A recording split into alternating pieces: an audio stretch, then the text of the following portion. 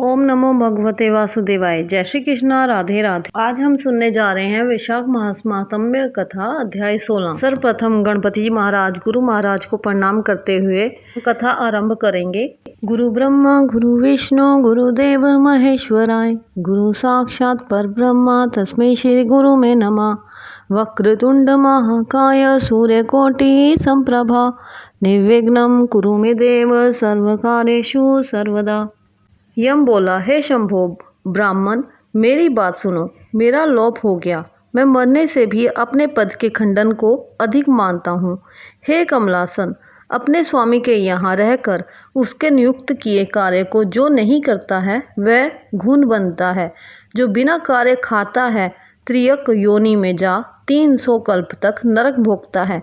जो निस्पृह होकर अपने स्वामी का काम पूरा नहीं करता है वह घोर नरक भोगकर कौआ की योनि पाता है। जो अपने कार्य में तत्पर रहकर स्वामी के कार्य को बिगाड़ देता है वह 300 कल्प तक चूहे की योनि पाता है। जो कार्य करने की सामर्थ्य होने पर भी घर रह जाता है वह बिल्ली की योनि पाता है।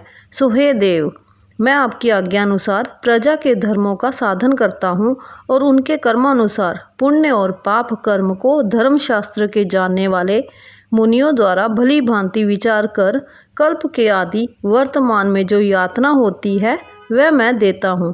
हे प्रभु, अब मैं आपके नियोग को करने में समर्थ नहीं हूँ, क्योंकि कीर्तिमान राजा ने पृथ्वी से आपका नियोग उखाड़ दिया है।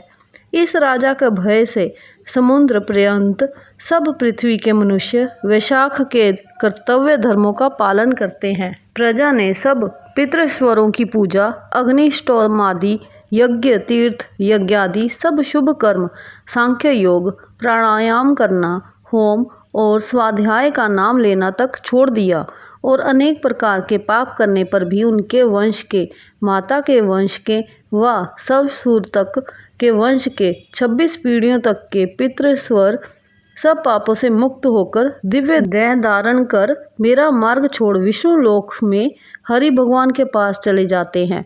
अतः अब इस काम पर मुझको रखने की आवश्यकता नहीं है।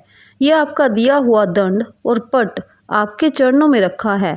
हे ब्राह्मण, जो अनेक तीर्थ स्थान से दान तप व्रत करने से, अनेक प्रकार के धर्माचरण करने से, प्रयास में पतन होने से, रण में मरने से, यज्ञादि करने से देवगति नहीं मिलती है, जो मेष की संक्रांति में प्रातःकाल स्नान कर भगवान का पूजन कर कथा श्रवण करें और वैशाख महात्म्य सुने और यथोचित वैष्णवीय धर्मों का संपादन करे, तो वह विष्णु लोक का अधिपति हो जाता है।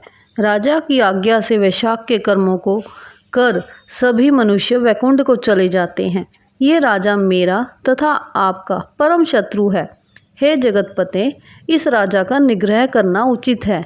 यदि हम उसकी उपेक्षा कर देंगे तो केवल विष्णु भगवान के चरणों का आश्रय लेकर वह राजा इस संपूर्ण लोक को वैकुंठ में ले जाएगा, इसमें संदेह नहीं।